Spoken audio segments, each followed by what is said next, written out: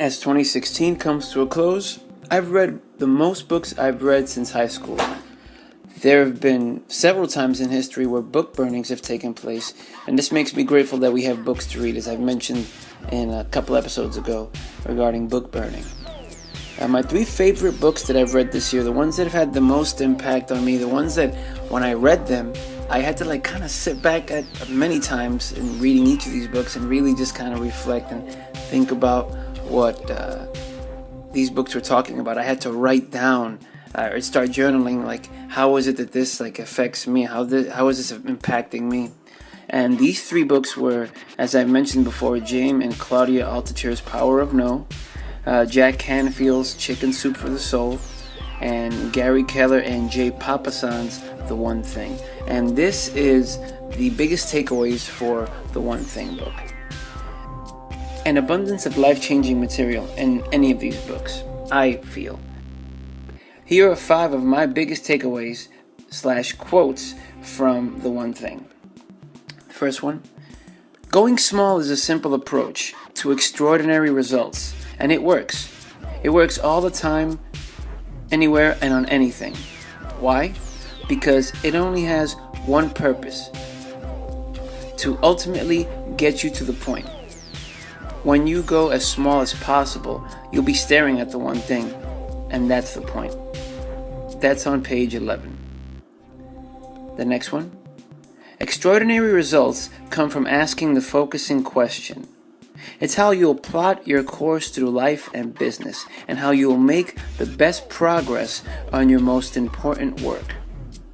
Whether you seek answers big or small, asking the focusing question is the ultimate success habit for your life. That's on page 111. The next one. The most successful people are the most productive people.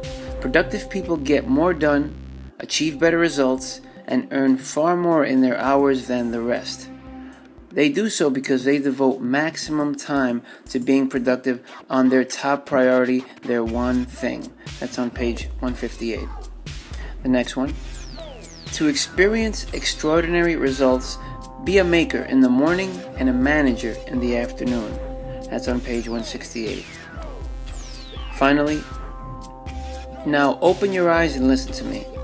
Whatever you see, you have the capacity to move toward.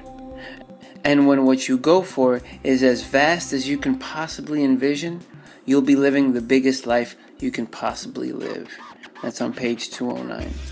It's very powerful stuff. The one that I wanted us to go back on was the one where he says to experience extraordinary results, be a maker in the morning and a manager in the afternoon. The book goes into a particular section where it's talking about willpower, and it's talking about when you're at your peak, when you're at your best performance, so your best self, is when you wake up in the morning, when you're fully recharged. You have a full tank of willpower at that point as well. And as the day continues, your willpower becomes weaker and weaker, and your energy naturally becomes less and less.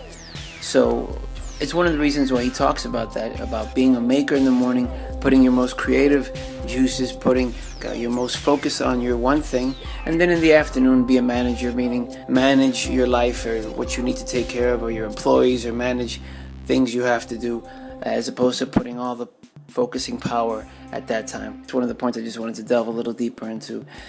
If you enjoyed this, you can support myself and the authors of this book by buying the book through my Amazon link in the show notes or description of this podcast /vlog, whichever way you're consuming this.